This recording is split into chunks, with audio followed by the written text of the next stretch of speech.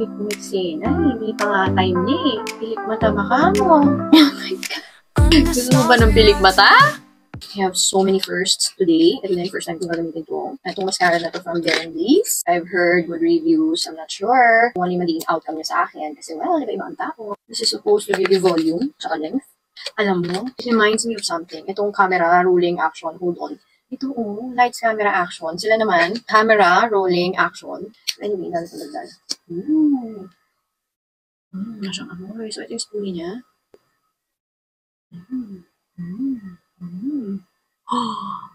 Ang ganda niya.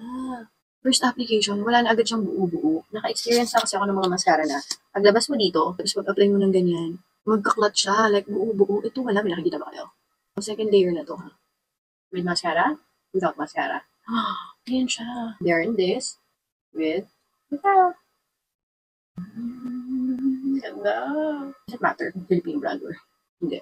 As long as it's giving good quality and affordable siya. If nag-work siya sa atin, does it matter? Pero of course, if it's Filipino brand, nakaka-proud. Kasi sumasabay na tayo. Marunong sumabay ang Pilipino, nakaka-proud. Itong sa baba ko palagi dumidikit dito. Ang hilig kumiksin. Ay, hindi pa nga time niya eh. Oh my gosh. Ang ganda niya! Pagsasalamin! Lagyan natin sa baba. Tingnan natin mo.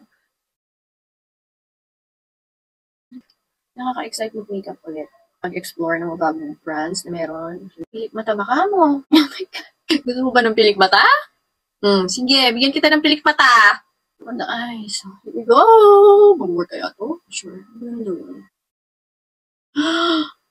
Yung hangin kasi ng aircon. Pero ayun siya. Sa kanila. Wait lang. Masakit sa mga tayo hangin.